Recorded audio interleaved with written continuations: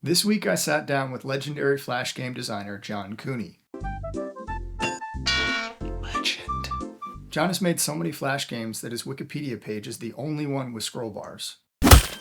During our conversation, he shared how he got his start in the games industry. He talked about the importance of finding an authentic voice, and a whole lot more, including the project he just announced, which I've linked down below. I absolutely love what he's doing, so I hope you check it out. John has made a career out of delighting gamers and caring for developers, so it was both an honor and a privilege to have him on the show. My games are really stupid.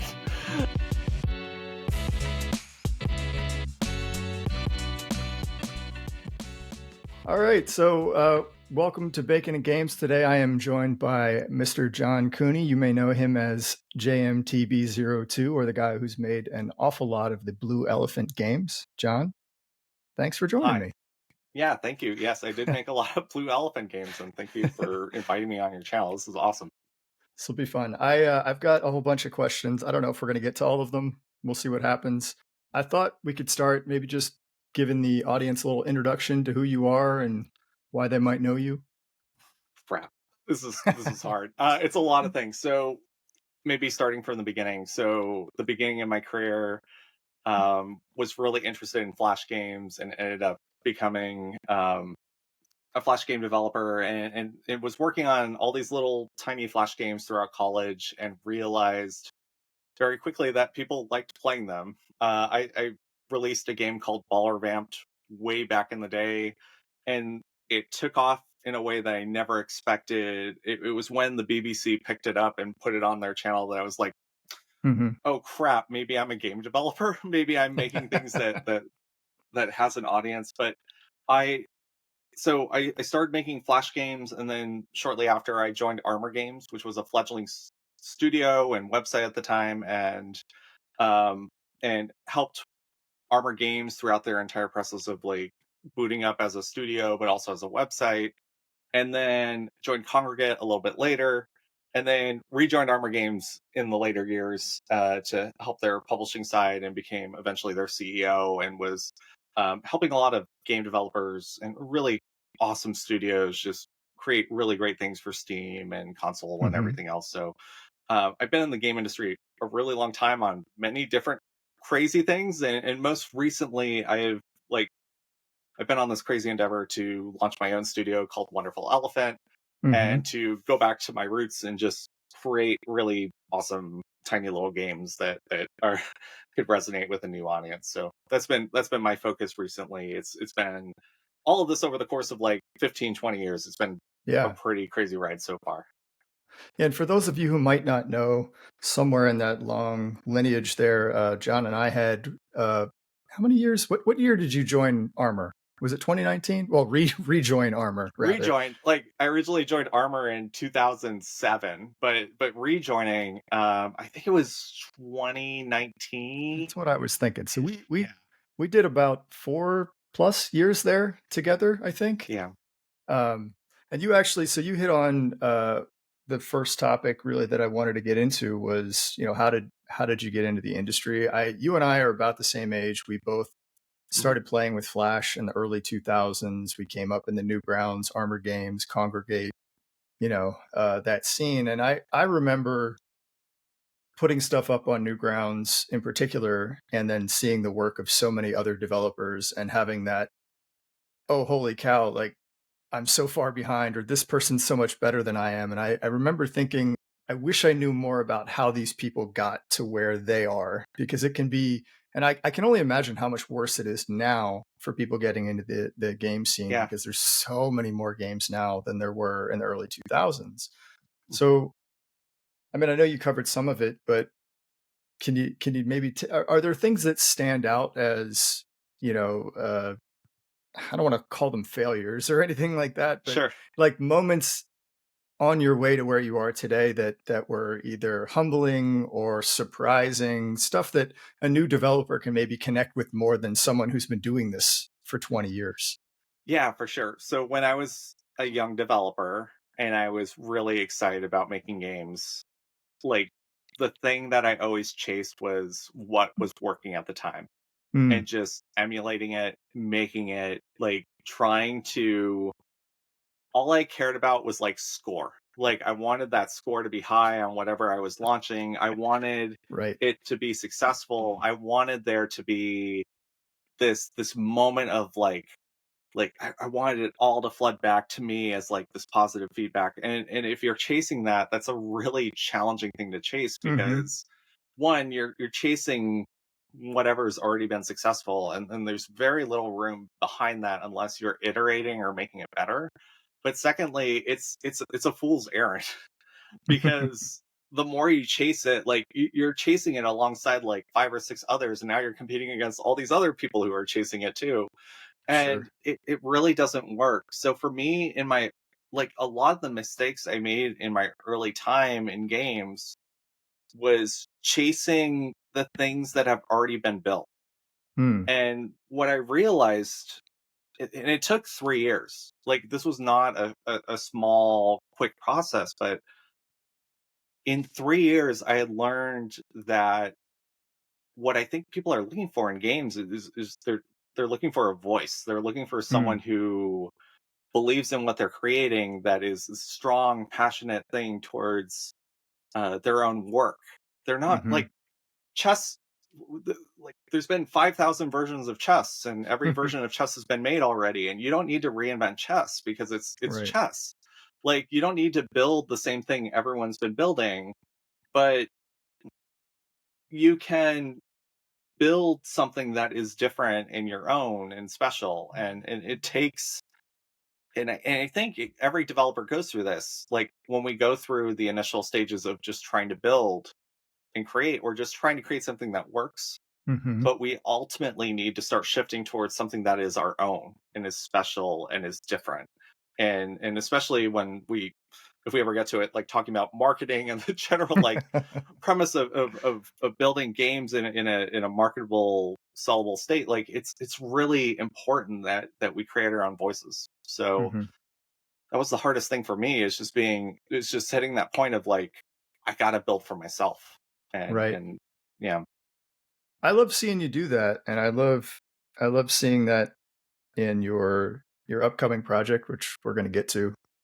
Um, you mentioned, finding your own voice, and it's something I think about a lot lately with this YouTube experiment that I'm on, 'cause I was talking with Matt Hackett, another developer, in the desert earlier. He's been doing a podcast for a long time, and he interviewed Derek Liu, who does, people know him as like the trailer guy. And, people were asking him like, how many interviews can you really do about uh, trailers? Like, haven't you already said, or rather, I think the question was like, so many people are talking about how to make good trailers. Like, what's one more from you? And his response was really interesting. It was like, well, I have this audience that's gotten to know me, and they want to know like my take on that subject. Like, they want to know what I think, not necessarily just this off the rack. Here are the steps for making a trailer. They want to know how Derek thinks a trailer should be made. And I think there's a lot of that in what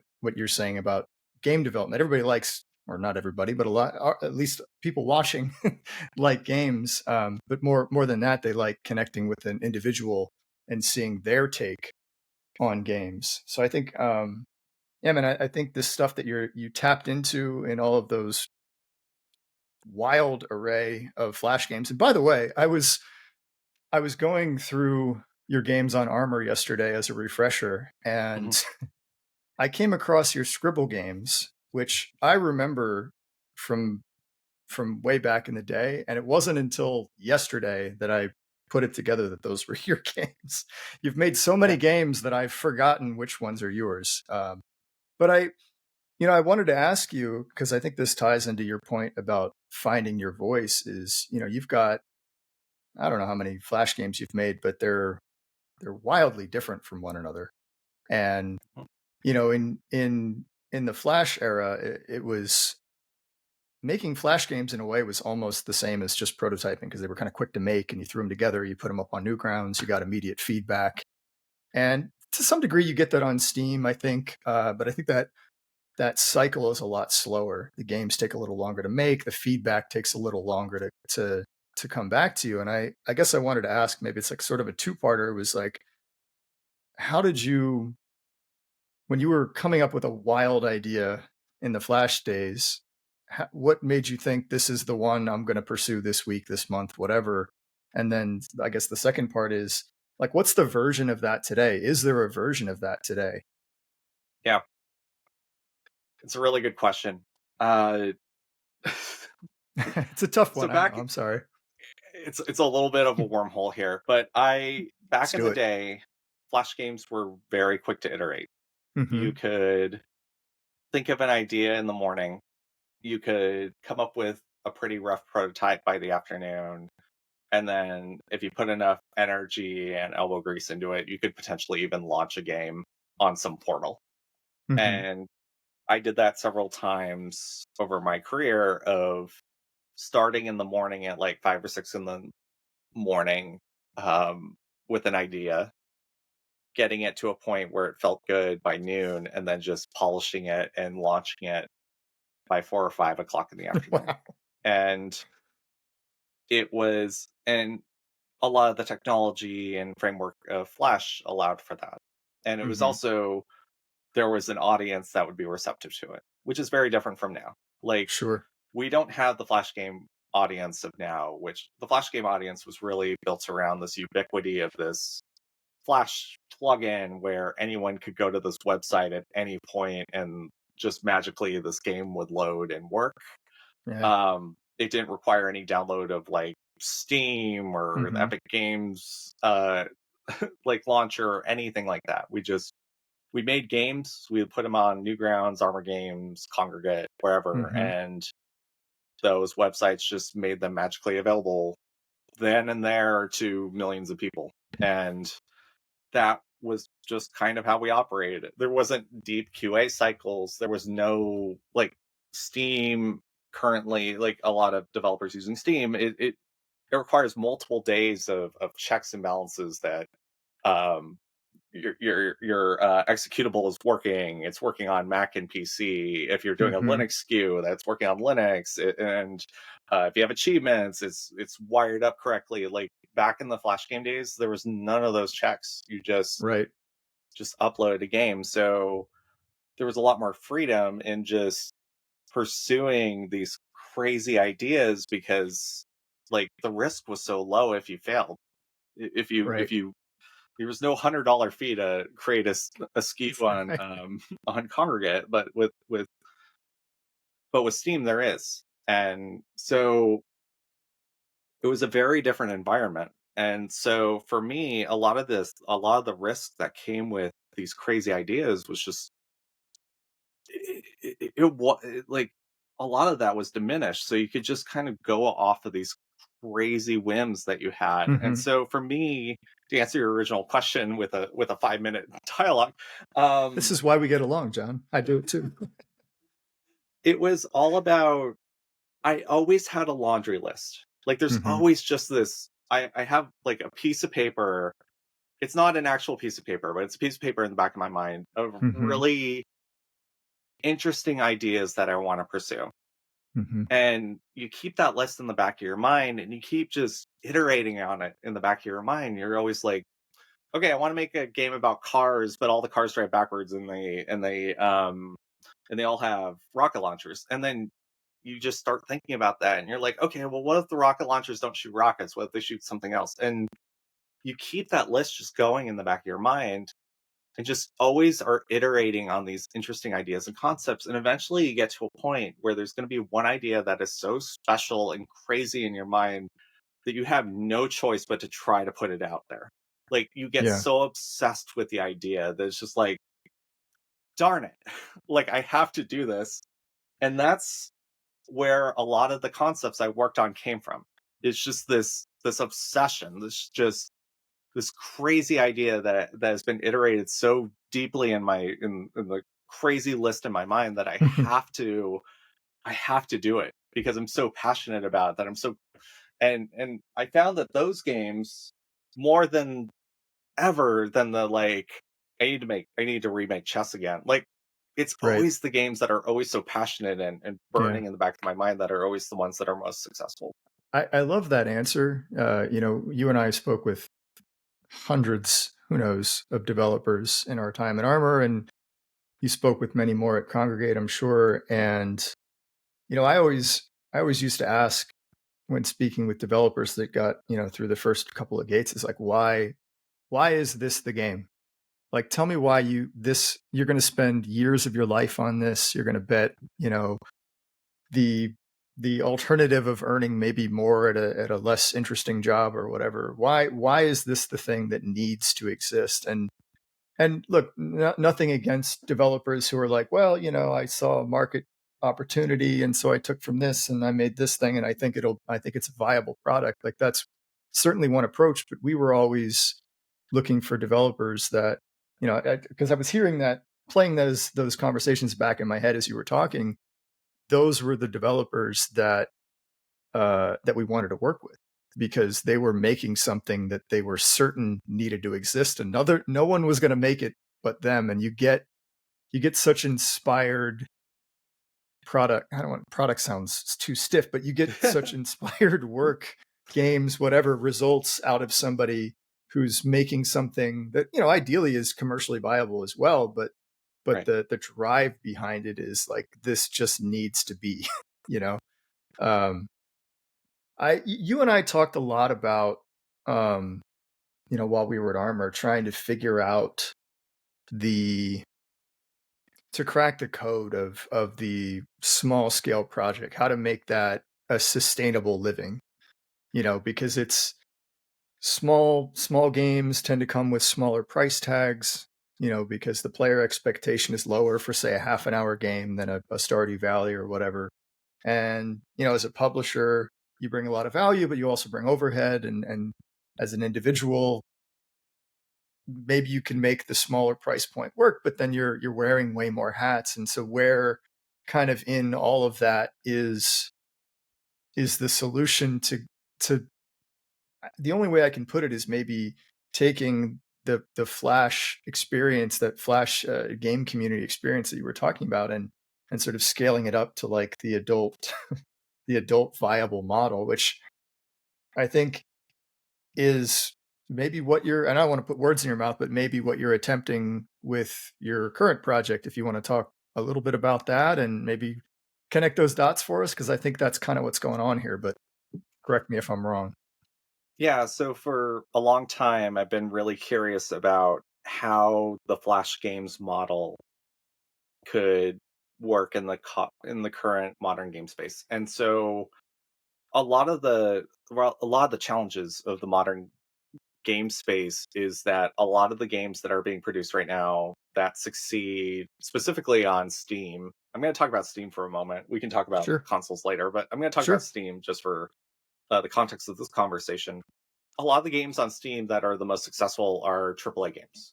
They're the big, huge, gigantic, ginormous games made by thousands of people, and those games deserve to be successful. Like, I'm not trying to. Am I allowed to swear on this? Yeah. By all means. I don't mean to. I don't mean to poop on these games because they're made by incredible creative people, and so. But one of the biggest challenges that Steam has always had is around how do we support these big creators, these big AAA games that are Hmm. making just a ginormous amount of money, both for Steam and for their companies that need to make ginormous amounts of money because there's thousands of people working on them. But how do we support those little indie game dev teams that are like 1 to 10, 1 to 20, like Hmm. how do we support them, and how do we support all the double A, single A games in the middle as well? And Steam has, to their credit, has put a lot of work into trying to figure out how to support all those teams. But the one hardest part is, I think, specifically for the solo dev. How does a solo dev create something that is incredibly small on a platform that caters to such a broad range Hmm. of games, from all the way from the most indiest of indie free titles all the way up to like gigantic AAA, like multi-million billion-dollar range revenue Sure. games. And so how do they balance that? And that's, and if I knew the answer to that, I'm sure I'd be working at Steam right now. But for a developer like me, it makes the premise of like working on individual, like small tiny games really hard on Steam. So what I've been working on, again, sorry, every answer is going to take 20 minutes to answer, but um, what I've been working on is Kickstarter called the Year of Good Things. And what the Year of Good Things attempts to do is to create a package of 12 games made over an entire year, one game a month, and to iterate and work within the original Flash game mindset of just iterating, making really cool, tiny games, and then packaging it all together and then releasing it at the end. So building a product that is not just one little tiny game going up against all the other indie games and everything else that's going on Steam, but instead creating this pretty awesome collection of games that will be going out together and will be um, more than like a $3 price tag, something that's a little bit bigger that can compete with the other indie games that are out there. So, Yeah. and the Kickstarter started at the beginning of March, and we're funding and we're continuing to fund and get backers through the end of the month. And the goal is to really see if this works. Hmm. It is very much an experiment to see, can there be a Flash games model that exists in 2024, and does it look like this? So Hmm. it's a little scary, it's a little different, but I'm hoping it's going to be something that can be sustainable for me, because I really love working on these tiny little games that I can just Yeah. send out into the wilderness and hope people love. I think it's a really interesting approach to it. And I can't remember. We had a lot of conversations about this at Armor on late on a Thursday, treading water for the weekend. I don't recall if we ever talked about doing it this way. What's really interesting about it is I think you get the iteration cycle and the close knit community.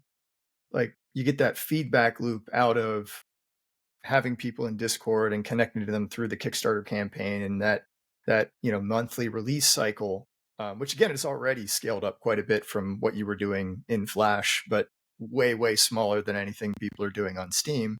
And then from the other end, you do end up having this product that is a little bit more like tailored towards what Steam is looking for. You've kind of attacked both ends of the problem differently, and I'm really interested to see how that plays out. I would, you and I are talk. We keep using the phrase Flash community, Mhm. Flash development scene a lot, and I'm sure there's people watching who kind of missed that space. Maybe they're a little bit younger than you and I are. Yeah, What is there something analogous to that now? I mean, I my brain goes to game jams, which is similar, but yeah, different in that to me, game jams feel like they're kind of spread out all over the internet, and they kind of mhm, happen independent of one another. And if you're participating in one, maybe you're seeing what other participants are doing, or maybe you catch a thing on Reddit. But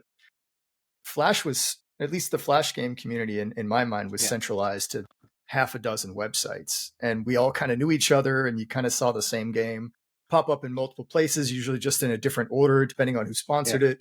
Like, have you seen anything analogous to that now? I mean, Itch, Well, maybe? well, as a millennial talking to the young kids out there, Get your skateboard and your so backwards hat out. oh, no, I'm not that. I'm not an older millennial. Let's get that out of the way right now. Um, no, I think for anyone who doesn't really understand how viral and big the Flash game space was, I just want you to sit for a moment and think about TikTok. Like, think about when a TikTok video goes viral. Think about when like that Willy Wonka video or whatever you're watching just hits so hard, and just think about what that means when you go to school. How it's in the zeitgeist of everything you're talking about with your peers. That's what Flash games were at their peak. You were hitting this just gigantic audience, and it was just like all of a sudden there was this brand new, like there was Robot Unicorn Attack, and everyone was playing Robot Unicorn Attack. Like it Yeah. was, everyone was talking about it. People were talking about Hmm. it at school. People were sharing it. We didn't have this semblance of like everyone was going on TikTok and sharing a video within this own space, but we had it on a more gigantic web-based level. Like we were all sharing things that we were finding on the internet just anywhere. And Yeah. so if that's like, we have not had anything that is like the TikTok of video games. We Yeah. have like the last thing I think that was the closest to the TikTok of video games that we ever had was maybe, God, Flappy Bird, which was Yeah. 12, 15 years ago. Yeah. Like we don't have viral games in the same way that we have viral videos right now. Yeah. And it's really hard to be to for me, because I like all most of my career was based around how do we build viral flash games? How do we build games that hit the broad media? So for those who don't know what flash games were, imagine if your most popular videos were instead games Yeah, and that's a everyone really was playing good way those to put it. games. I never thought about it in those terms. I got started in Flash on Newgrounds doing like cartoons mostly. I was learning to make games at the same time, but for whatever reason, my brain, probably because I grew up wanting to be a cartoonist and Hmm. like Calvin and Hobbes still frames. But then when I discovered Flash, I started making little things and putting them up on Newgrounds. And I remember, I mean, they weren't doing TikTok numbers like necessarily, like not like tens of millions overnight, but uh, I remember uploading stuff in college and getting up the next morning and being like, "How the heck was this viewed like 40,000 times already?" I would Yeah. like this was like it was like 8 hours ago. Like what the heck? Um, so how that's first of all very good analogy. As you were talking, I was thinking about, you know, I think one of the things that makes that community and that sort of feedback cycle so different from, you know, the quote unquote like more commercial indie game scene was, I think a lot of what we were doing at that time wasn't necessarily driven by like what's financially viable, which is different than like what will track. Those are not necessarily the same thing. And so I guess, you know, as you're proving out this theory that there is a way to make these small experimental games work again, do you find yourself wrestling with like how do I put this? There's like an adult brain and a child brain, and like the adult brain Yeah. is always saying like, but think about how it's marketed and like what can you charge for this? And like the kid brain is like, why not give it a rocket launcher? Like how are you are those is do you have like a devil and an angel on your shoulder in that regard that you're trying to like, you know, play mediator with? Like how are you reconciling that issue with your I think if I projects? had the problem of if I was known for my solitaire games, or if I was known for games that are harder to market because there are so many of them, I think and don't get me wrong, there are there's literally an indie game out right now that is like making crazy sales right now because it's an indie solitaire game. But if I was coming from this background of working on games that are just look like solitaire games, I would be having a lot harder time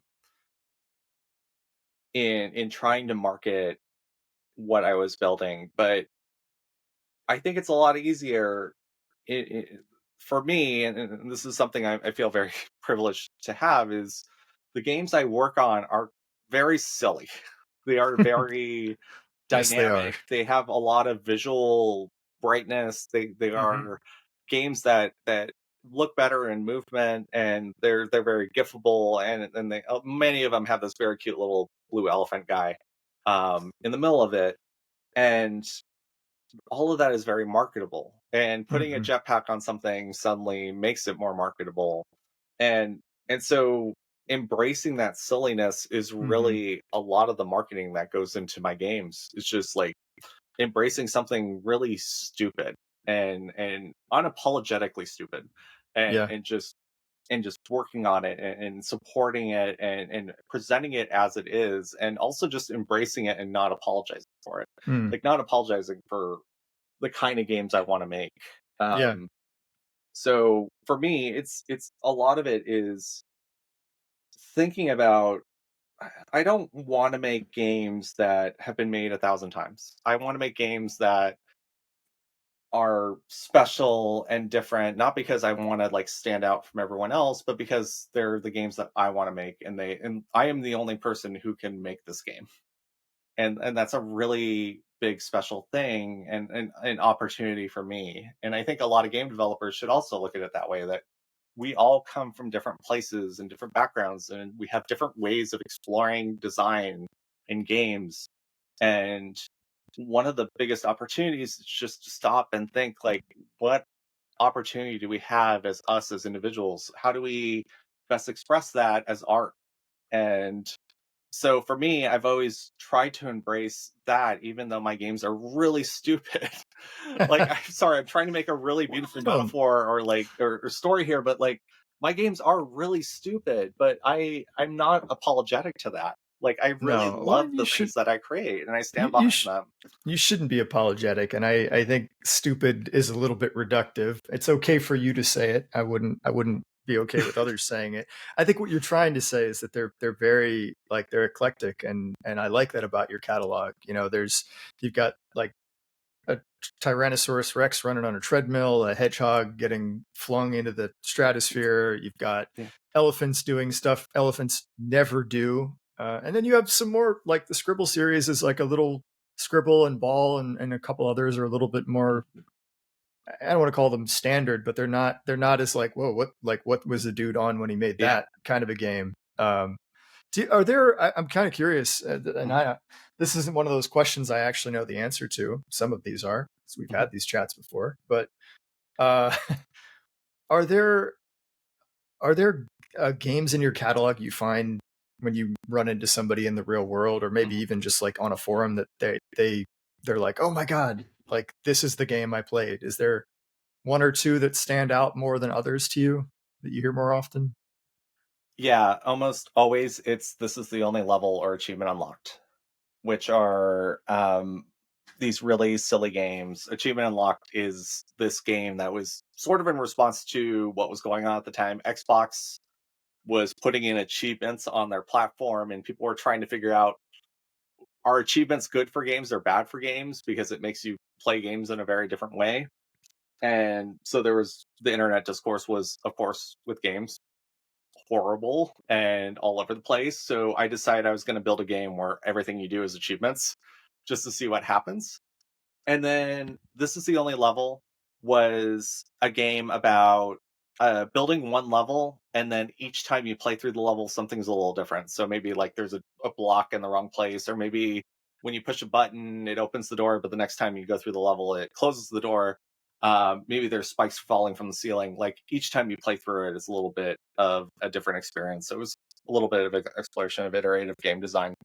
But yeah, to go back to, like, you've talked about Scribble a couple times. Hmm. Um, I want to talk about that for a little bit. So Yes, please. Scribble was right before I had a turning point in my career. Hmm. Um, Around the time I was working on Scribble and was working on games like Dark Cut, I was very inspired by obviously like the DS, the Nintendo Yeah. DS, because Yeah. Yeah. Yeah.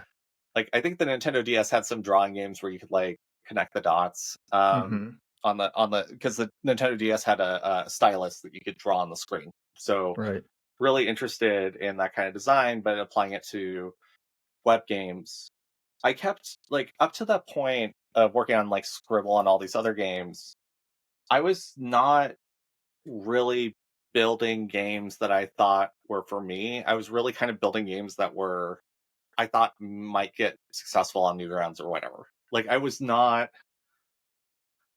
really focused on success rather than personal passion and design and building things that are like, I don't know, something that I really truly like comes from the heart. Like I was building games that felt very much like I'm just trying to get the points. I'm trying to get Yeah, like they viewership and were reverse engineered from what was going on at the time. right. And so I at the time I was feeling it wasn't until probably a year later when I created a game called Elephant Rave, which if you've ever played Elephant Rave, it is like, God, how do I even explain it? It's a game about, it's a little Matchbox size game that it's like this big, and there's a little elephant that runs back and forth, and there's these little music, these little bars that are coming down trying to smash the elephant. But the entire game opens up with this dialogue about how elephants have been oppressed in the media, and just it's got this crazy energy to it. Um, and I spent only a few hours on this game, and then I released it out into the internet and just like, F it. Like, I'm just gonna send it out, see what happens. But I was like, for me, it was just this very personal, weird thing of just Hmm. building something for myself. And it ended up being one of my most successful projects because it started getting picked up by outlets like Joystick. It started getting picked up on like all these blogs. Like it hit on Stumble Upon. It became viral, and I learned at that moment, and it was a good lesson that like it's way more fun to develop games for yourself and for the things that you believe in and things that bring you joy and the things that you are cooking up, and than it is to just like kind of riff on what's already out there. Like, how Yeah. do you build your own audience? How do you build your own brand? How do you get people on board with your, quite frankly, like, I know you didn't want like the word, but my own level of stupidity. Because I really embrace my brand. Like, I really embrace You very much that do. that energy. Like, and ever since that stupid experiment of just putting out this game called Elephant Rave, like, that's the part that broke me as a developer. It just Hmm. broke me of this habit of like, stop chasing the things that are highly successful, and like, don't stop riding Hmm. coattails. Start to build your own identity and brand, and like start to become your own human, and let people follow that instead of just Yeah. following you because they wanted another clone of whatever game was Sure. popular at the time. So sorry, another No, long rant. no, we're here. We're here to hear what you have to say. That's the whole Sure. point. It's a really interesting thing that you bring up because I've watched a ton of developer interviews. I consume that stuff regularly, and Indie Game the movie may be one of the most popular ones. But if you take most of these interviews from successful developers, they all have the same version of what you just said. They always say, I was just making this game for myself, or they say I was making a game that I would play when I was 10. And you hear it over and over again, and on some level it starts to sound a little bit like, okay, well, yeah, but your game made $2 million, so whatever. But I think what's the common thread isn't the desire to claim or act like you're making something and that you don't actually care about whether anyone else likes it. The common thread is that when you make something that is in many ways for yourself and of yourself, it has an authenticity to it. And one, I think players respond to that. They don't always necessarily see that, on the surface, like, oh, this is in here because he was this way as a kid or whatever. But there's a genuine, I don't know, I don't know how to put words to it, but the authenticity is the thing that comes to mind. And then along with that is, I think, because we're all so different, when you're being authentic, you're just sort of naturally making things that other people wouldn't necessarily make. And I I don't know if this is a I don't know if this is good advice for young developers necessarily. Maybe it is, maybe it isn't, but I think it's a I think it's the right way personally. Like, I think it's, if you're going to, game development is really hard. Every aspect of it. The learning how to actually build the things, having good ideas, being able to stick with them, getting anyone to notice or pay for them. Every step of the way is really difficult. And if you're going, and again, just my personal opinion, but if you're going to undertake something that's that much work, why wouldn't you want it to be something that's uniquely you, that you're very proud of at the end of it? Because if you try to reverse engineer something and it kind of flops, what do you have? You have a game that just looks like something else but didn't sell or didn't get pickup or whatever. But if you make something that's uniquely you and it flops, at least you created this thing that, you know, is out there and is interesting and is representative of like the way you think about games. Because I think there's a one of my favorite movies, High Fidelity, with John Cusack. He's like he's a music critic, and towards the end of the movie, spoilers, whatever, it's like 30 years old. Um, but towards the end of the movie, he decides that he's going to support this like fledgling band and become like a music producer and put out their album. And he's talking to a reporter, and he's like, you know, I've been a critic for so long. I wanted to give back to the music industry. Like I wanted to put my mark on the music industry. And I think about that a lot when I talk to developers. Like, are you making something that not only needs to exist, but you think adds something to the space, you know? Um, Yeah. so I've always appreciated that about your games. I think, you know, we all have a few games that we're not quite sure why we made them, but the ones that sort of bubble up tend to be the ones I think that are, you know, I've never had like massive viral success, but I've had a couple of games that like people have come to me and said, "Oh, like I can see Yeah. you in this. Like this was super fun. It was super interesting." And they're generally the ones I put the least thought into, you know, Yeah, because you're but at just you're just in the flow. but at the same time, I know I've been on chess. Sorry, swears. I know I've been on chess for this entire call, but like chess is a really good game, and Sure. if you can learn to program and to make your own version of chess, that's an accomplishment as a Hmm. developer. Like that's not a horrible thing. Like you No. making chess is show. I know in if any of you are in college right now, you probably have had to program checkers recently, and in C or C plus plus, and it's probably going just okay. Like it's not a bad thing to set out on a goal of like I'm new to programming, I'm new to this language, I'm new to this engine, I'm new to Unity, I'm new to Godot, I'm new to Sure. whatever's out there. I'm gonna like as my first project, I'm gonna learn to make Breakout. I'm gonna learn to make Pong. I'm gonna try to build something really like that is not shameful, and I'm not trying to shame No, that. not at all. Um, I think just from a standpoint of when you're at a point where it's time to put yourself out there and find an audience, it's really important that you don't just build chess. Yeah. You build Yeah. really bad chess, which is a really incredible game if you've never played it. Like it is chess with all the chess rules, but it is really fun. I lost yesterday. I won this I got morning. I'm mated. feeling pretty good on really bad chess. I play it every morning. Well played. It's I think everything that you ever hear from YouTube videos, especially if you're listening to this channel, if you're listening to any channel about game development, it's about taking the information that you have and applying it to the stage in development and game design and your own personal career that you're at. And for me, it's really critical. Like it was really critical for me to build a bunch of games that were really just more basic, just trying to get the mechanics down, Yeah. and just putting them out there, just putting them out on like back in the day, Newgrounds was like itch, and just if you're Yep. building games for game jams, go put them out there and just get that little bits of feedback that you can get, and eventually when you start to hone your voice and everything else, it's gonna hit, like it's gonna get Yeah. to a point where it's just gonna work, and but you have to go through you're not gonna set out to make your first game and it's just gonna magically just fruition into this beautiful thing. Like everything comes with Yeah. context and iteration and getting to 100%. this point.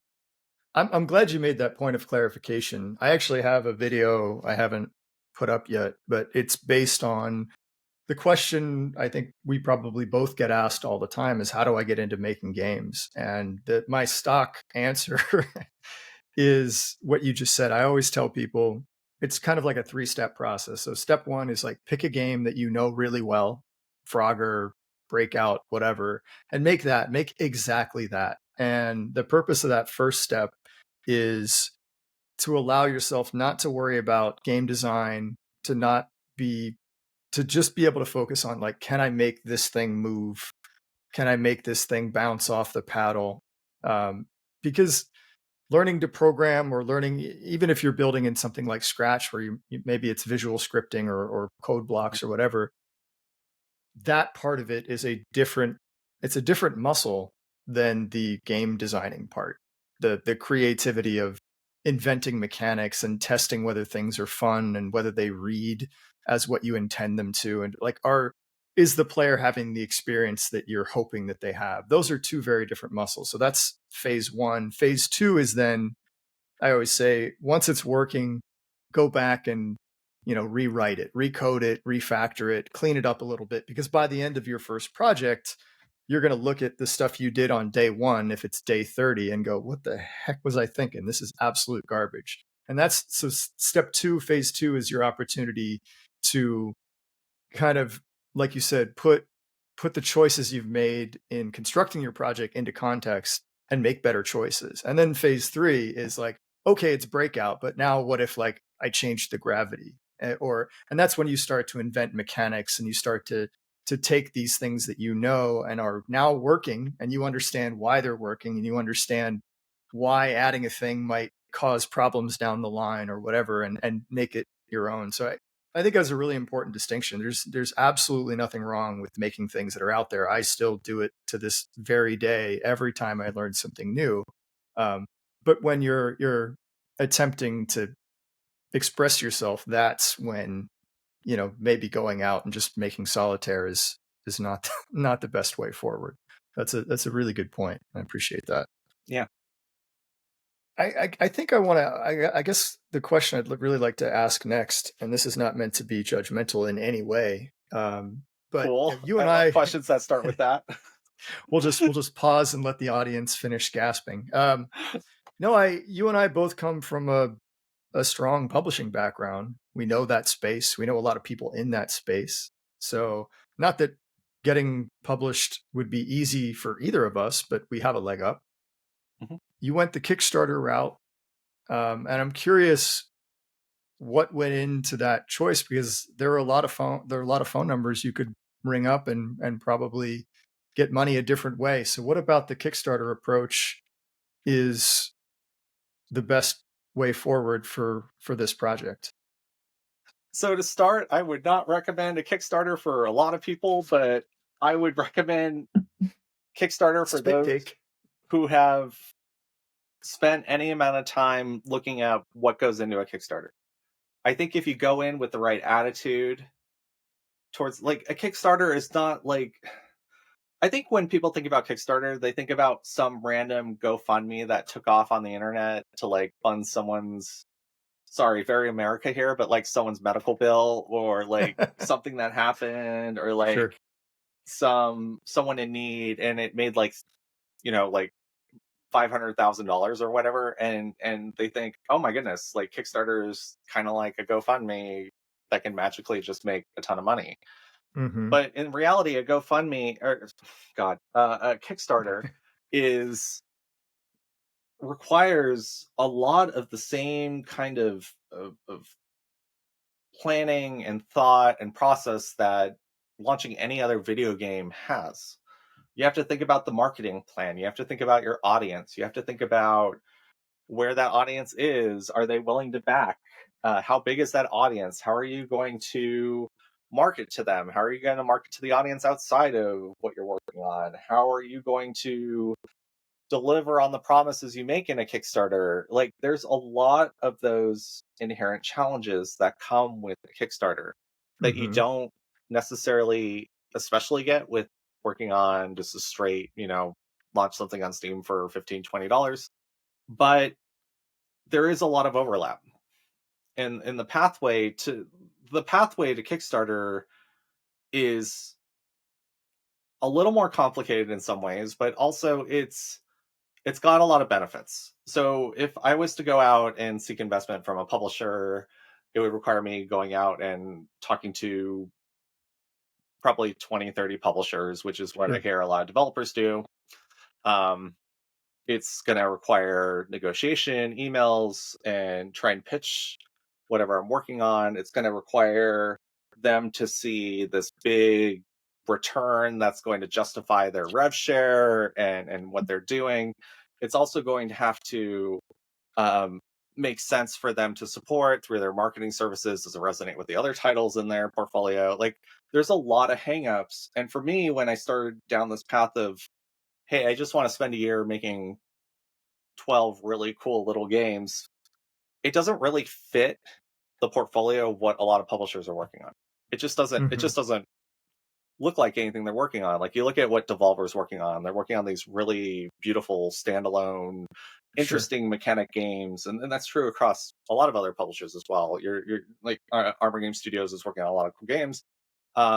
Also, like thinking about Tiny Build and everyone else. Like, everyone's games are these standalone indie titles that really makes sense and standalone on their own with the marketing. But for me, going into building 12 little uniquely kind of flashlight games over the course of a year, like, that doesn't fit any paradigm of what publishers are looking for. So again, like, it was a combination of realizing that there wasn't really, like, publishers weren't going to be excited about what I was working on, but and the return on these games are probably not going to be ginormous. And being self, like, my time in the industry, I can reflect on that. But it's also thinking about how much autonomy and like how much control do I want over this project. And at this point in time in my life, um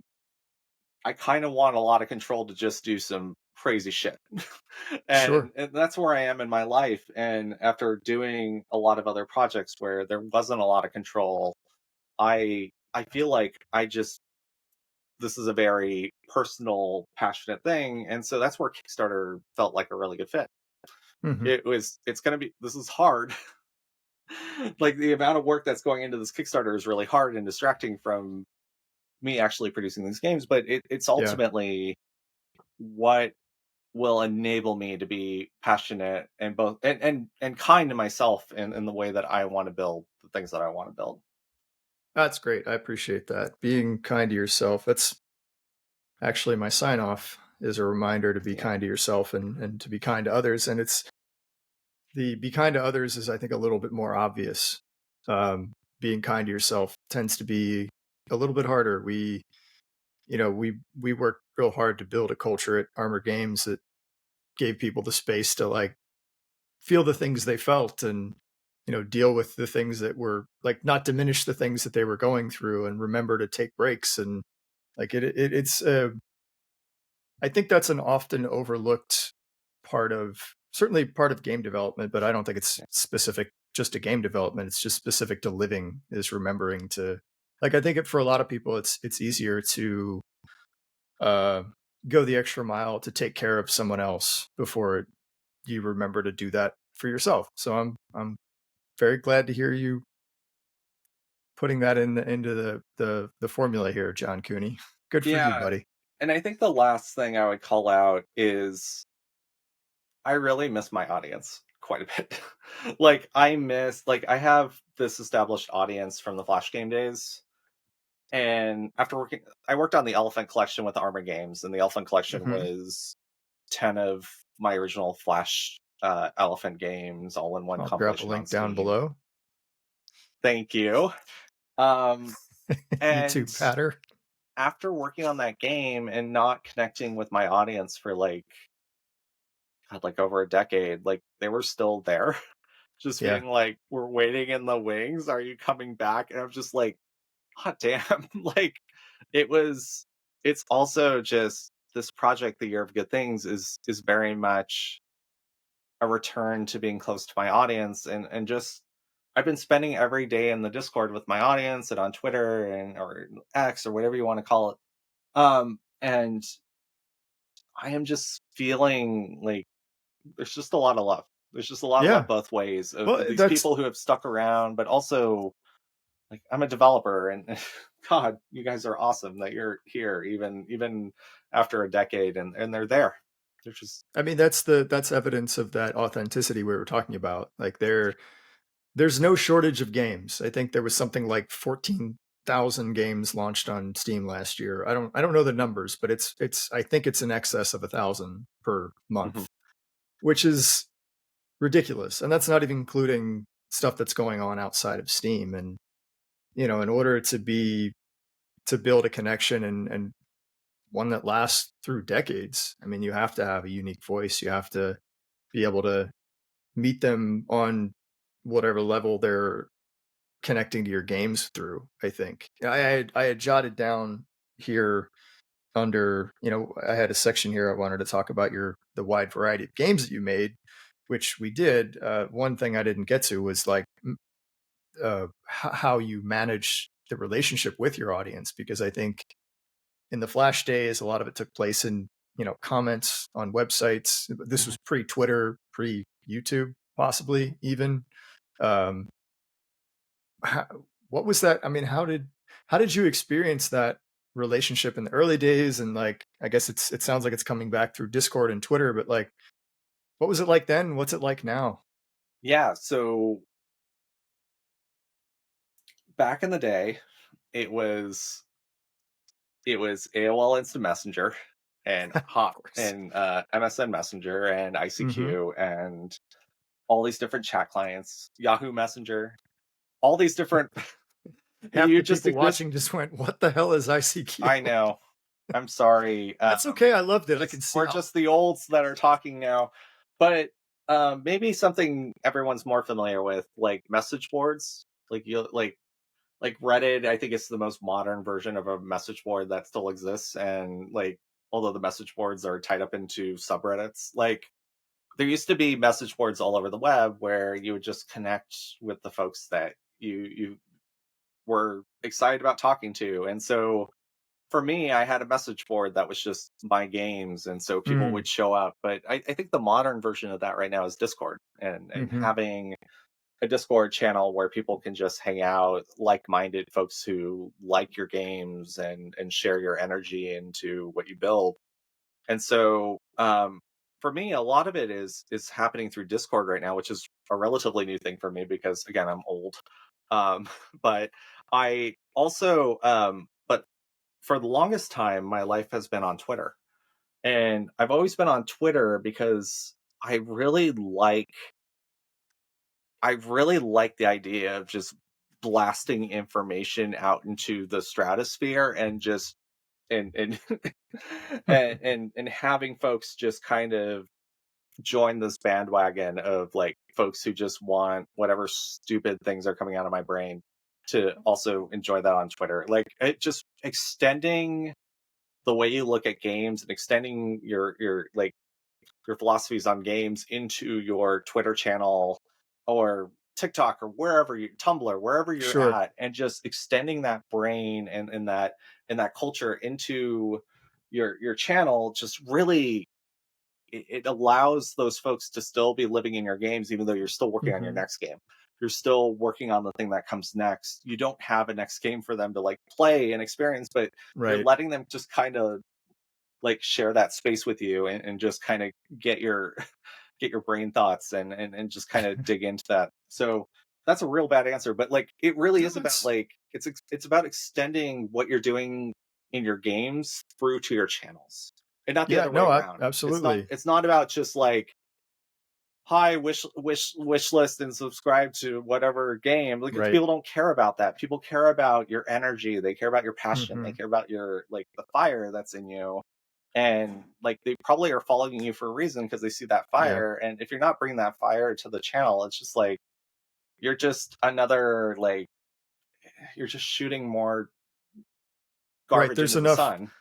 There's enough noise. There's enough wish list requests out there. And by the way, if you're making a game, do ask people to wish list it, but do more than that. You can't just your feed just can't be. Oh, who am I to say? But in my opinion, your feed shouldn't just be, a rolling list of requests. It has to be largely, like you said, an extension of you. I'm actually kind of curious, John, in that, in your interactions with your Mhm. fans, probably more so in the early days when you were just churning out games. Did you find that aside from that community just giving you energy to keep going, did you find that you got like game ideas from them, or did you discard ideas because of them? Like, how did that relationship like? how did it influence what you ended up making or not making? Did it? Maybe it didn't. I don't know. Yeah, that's a good question. I generally reserved for myself the ability to make what I wanted to make, and then would allow in people to give feedback on it. I wouldn't go in with the assumption that someone else is going to have this game idea and I'm going to take their game idea and run with it, because Hmm. that never felt really genuine to what I was trying to build. But if I was building like a new world of a game, and I would share it with my audience, be like, "Hey, how's this world look?" And someone's just like, "That's trash. Like that's not good." I will beg the question why, and it might take me on a different tangent and may make me see something that I didn't see in what I was trying to create from the beginning. So yeah, I think I at especially at the beginning, I felt like that game developer that didn't want critique.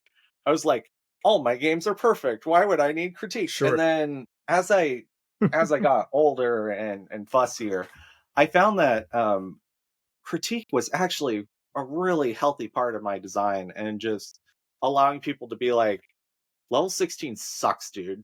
Like it's this thing is horrible. What are you doing?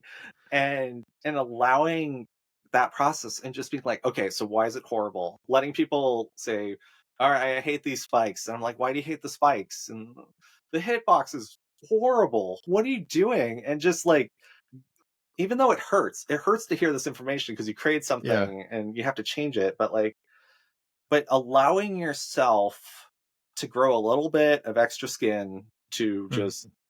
hear what other people have to say, allowing yourself to find people who you really, really trust. They don't have to be players, they can be other developers who will look at your game and just be like, level 2 tutorial just makes no sense to me.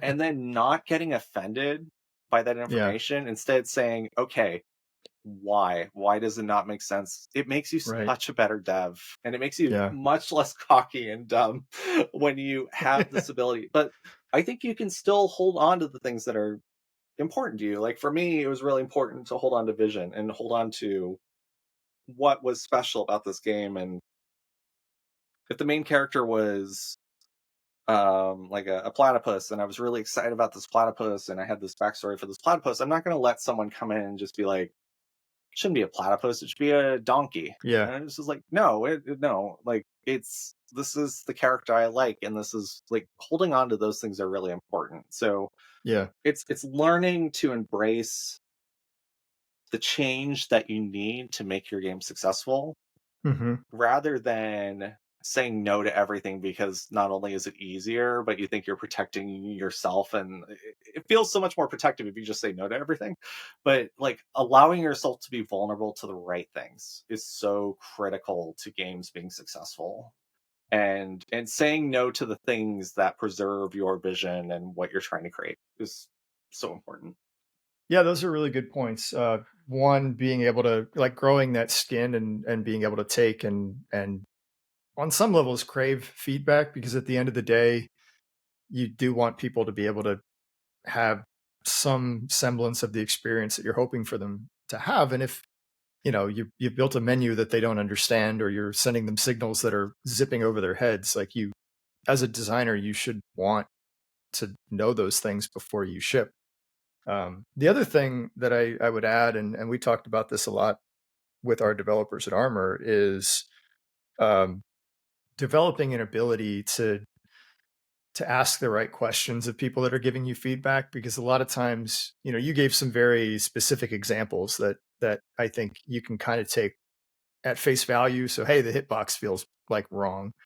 But in a lot of cases, you might, like, players aren't always the best at articulating why something is bad or why something feels wrong, but they are generally very, very good at articulating what feels wrong. So, for example, you might get a player saying, "Well, your game needs a double jump, and what it really needs is just better jump physics or a run button, or so being able to convert what you're hearing into something that one is right for your game, and then, as you say, still in keeping with the vision. Because there's a lot of ways to solve a problem, and nothing against the player, but the player generally doesn't know the solution. They just know what feels bad to them, Yeah. and it's your Broad job. Right, interpreting broad emotion is always right, a hard thing to do. Like when a player says this level is hard, you have to dig in, be like, okay, why is it hard? right, Are the right. controls hard? Is this one block a little Yeah. mispositioned? It Like, it might be it, hard because they missed a tutorial and they just don't know something they're supposed to do? yeah, one of the most crazy pieces of feedback that I always struggled with is this game is fun. And that's that's a piece of positive feedback, But you can't but do anything with it. but the it's like this game is fun. And I'm like, awesome. What's fun about it? And Right. asking a player what is fun about a game is like one of the it's like pulling teeth sometimes. Yeah. Like like having a player articulate what exactly makes a game fun can sometimes be a little challenging because I even as a game developer, I don't think all the time about what makes a game fun. I think of like I just know I'm enjoying something while I'm enjoying. Like I'm playing Slay the Spire right Right. now, and I'm enjoying the Oh heck my out of god. that game. So good. Um, it's one of the hardest things, even for as a designer, to articulate. Like, why is this fun?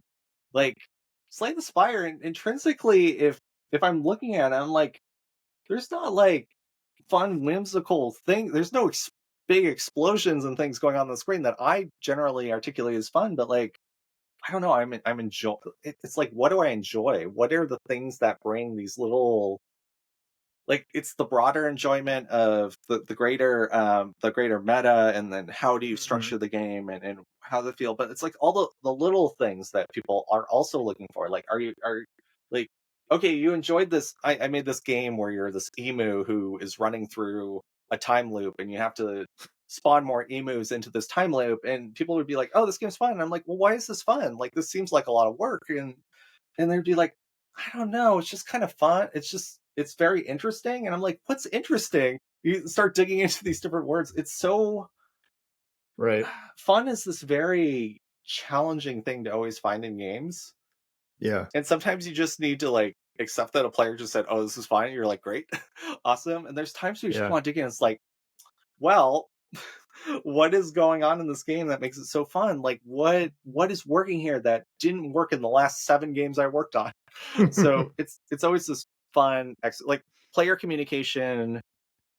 I guess this is the crux. Like player communication at any level through any amount of development is such a critical aspect to games being successful, and being able to just not only listen but process in the Mhm. right way for players is a make or break for so many games. Like players want to be heard, and Yeah. so do developers. Like you're a whole human being yourself, and like you need to be heard about like, hey, you guys aren't enjoying level 2. What is going on? And just being able to have an audience that just is like, I care enough about you to tell you what I don't like about level 2. Also, no hard feelings. Like it's such a relationship that needs to be built Yeah. and held sacred. Like it is like, and it's so special when it works, when both parties like appreciate each other and love each other and build good games together. It feels so good. And sorry, I'm just rambling at this point. So No, I love it. I think this is one of the hardest industries. I mean, I don't know. One industry being harder than another doesn't diminish anyone else's struggles or whatever, but it's a hard industry. Like it asks a lot of you. It's fickle.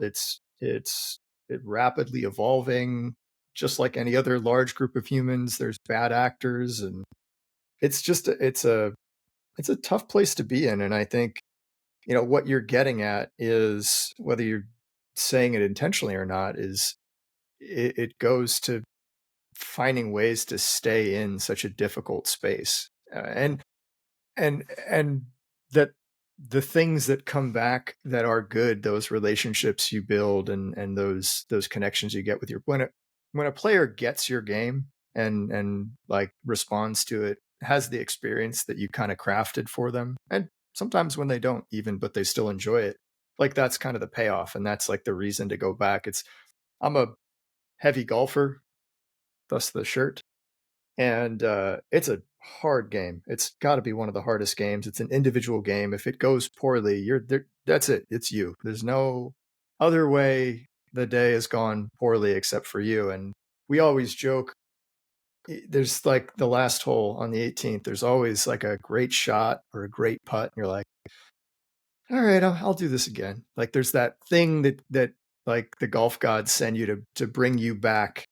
And this is where everyone in my audience clicks away because I don't think I've got heavy golfing audience here. But um, I I think golfing and like trying to make a real go at it in games are similar in that way. They're really hard, but they're also really rewarding when you get the payoff because they're so hard and because those moments can be so personal. If you make a great shot, you're the only one that did that. And if you have a player come to you and say, this moved me in a certain way, that was because of you. Like it's a kind of a vicious cycle in a way, because it's an industry that can take from you, but then when it gives back really Yeah. hard, It you also know? applies to team sports as well. Like if you're on a Sure. small indie team and your game hits, it's like winning the championship. It's like it feels really good. And but at the same time when your game doesn't hit, like it's commiserating and thinking about where did we go wrong? What could we do better? And I think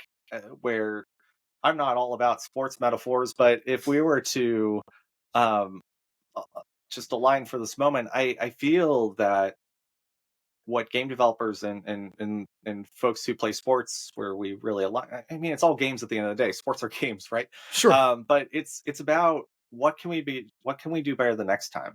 Like Yeah. where did we fall short? Where did we do incredibly well? How do we apply the lessons that we had in this current moment and make Hmm. ourselves better? And then for the folks who have that energy, how do we take our lessons and share them to others so that everyone can become a little better? And how do Yeah. we not just think about ourselves? How do we support the industry or Hmm. the league or however whatever metaphor we're now using? I don't know which metaphor we're on now. But like Sean, what I really appreciate about your channel is you're sharing in the same way. Like Thank there's you. wins and losses and being able to share in this space and giving this venue for us to talk is a way for folks to learn from Hmm. the mistakes and the wins of our pasts and being able to Yeah. say, you know what, I don't need to go out and make that mistake now. I'm equipped Yeah. with that knowledge. So it's also a really good thing for you to share and for anyone watching this channel to share is like don't just share your wins. Wins are easy to share. Losses are so much harder, but Hmm. so much more rewarding Yeah. for others to take advantage of. Yeah. Yeah, I appreciate that. That brings it back nicely to where we started when we were talking about, entering a space and seeing all these mega hits and developers with all these games under their belt and thinking, how the hell am I going to get from where I am to where they are? And I mean, the answer is generally, I mean, this is a lame example, but most people don't know that Angry Birds was Rovio's 100th game. I don't know if that's the exact number, but something along those It lines. was And like their 30th or 40th, but even then, it was a lot of well, games. are you in? So they made a lot of like Jamdat or whatever, not Yeah, Jamdat. That's the name of a company. A lot of like Nokia games, I think, or a lot of phone. I don't know. Anyway, maybe it's 100, maybe it's 30. The point is, that was the one that everybody came to know Rovio through, and it felt like it was their first game because the first 29, the first 99, whatever it was, the it's funny. I was talking about this with somebody the other day. The internet is thought of as such a permanent space, and in a lot of ways, it is. You do something silly on Facebook, and it's kind of like on the internet forever. But in the same way, there's so much happening everywhere on the internet that it's also very impermanent in a way. And yeah. if you put a game out there and it kind of falls flat, people don't hear about it. It's not like a huge. It feels like a public failure to you because you're putting it out on the internet where the people are, but they don't, like you said, the failures don't get passed around as much. And failure sounds like a negative word, and I don't mean it that way. Failure is the way we grow. It's you hear fail early, fail often, because that's how you learn, where the mistakes are and where you discover the things that people respond to. So when you hear us throwing around the word failure, we don't necessarily mean it as negatively as it tends to be taken, but like the things you do in the game space that don't maybe land, you learn from and they kind of disappear, and it's not like a huge public humiliation. And the stuff that does well, people hear about, and so yeah, I really very much agree with that. When something doesn't go well, ask yourself, how do I be better next time? How do I do this differently next time? And but like be open about it. Share it with people. Yeah. YouTube, Yeah. Twitter, wherever you are, wherever your fans are. I want to Absolutely. get you out of here in a reasonable hour, John. I would one, please, I'm going to leave a link to John's Kickstarter down in the description. Please go consider. Yes, see, John knows how to do this. In the description down below. There we go. Please consider supporting it if you have the means to. If you don't and you want to help anyway, send this video, send a link to his Kickstarter, tell a friend, whatever it is you can do if you want to help out. I am not saying this just because I'm a friend of John's. He's bringing back to life something near and dear to my heart. We both grew up in the Flash space. John and I spent countless hours talking about how to make work the very thing that he's testing, and I think it's going to delight a lot of people. It's certainly going to delight me. So please, in whatever way you can, consider supporting it. John, I want to leave you with the final thought. Maybe, I don't know. Well, first of all, Yeah. tell the kind folks watching where they can find you. Well, first off, you should like and subscribe to this channel. You can hit the bell um, if you'd like to get Quit more. doing that while I'm drinking. Well, someone's got to do it. Yeah. I know how to YouTube. You can find me at wonderfulelephant.com. I'm also on Twitter if you look for John Cooney. I'm not on any of the other channels, I don't think, unless you try real hard. But yeah, no, I really appreciate the opportunity to just chat about what I'm working on, and hopefully, if anyone's out there and is just like, hey, I have a question for Johnny Finney, don't be a stranger, just reach out. And I like answering emails about Yeah. anything, players, developers, or otherwise. So please Right. reach out. Yeah, and just hit me up in the comments. I'll give you his home address. You can just go on over and say hi. Please don't dox me. I'm good. I don't need I would in person. never. I don't need Dora in might. person visitors. Hi, Um, Dora. Hi, Rick. I know you're watching. I was wondering, maybe could we close with is there like a bit of advice you would give? Like if you could give one, this is a very lame question, but I think it'll bear interesting fruit. If you could give one piece of advice to developers just starting out, like what would you tell them?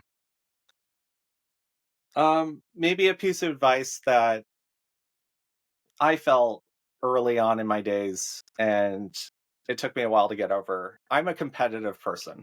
I don't know if you've ever spent any time with me, but I love a good competition. I am, in some ways, a bad loser. But when it came to game development, I also treated it like a competition. And a lot of the world at my time when I started game development was that the internet was a competition. It's a competition for eyes. It's a competition for who has the highest Newgrounds score, so they get the highest daily placement, and who's the weekly champion of Newgrounds, who has the best game on Congregate, so they get their $250 payout. Way back in the day, they used to pay out for top games. Oh wow, Um, I didn't know that. Everything on the internet back in the day for creators, like daily deviations on DeviantArt, like everything was a little bit of a competition for creators. And when you go in with the mindset that everything is a competition, you start building towards that competition rather than building for yourself. You also Hmm. start to treat everyone around you as your enemies. Like, I'm not going to launch on this day because this person's my enemy and I don't want them to eat into my chance at a first place. And what I learned, and it took me a while, and I learned kind of the hard way, um, is that in the game industry, you will make more friends than you will enemies. You will find more people who want to support you than hold you back. Hmm. You will find people who want to be your friend, who want to learn from you, who want to share in your wins and losses than treating everything like a competition. And it kind of feels like a competition because we're all fighting for the same kind of marketing slots and everything on Steam. But the industry is a collective of really cool people. And the more you embrace the collective, the more you embrace all the really neat people in this industry, the more you join whatever IGDA group, whether you like, the sooner you can like start talking to folks who have been through what you've been through.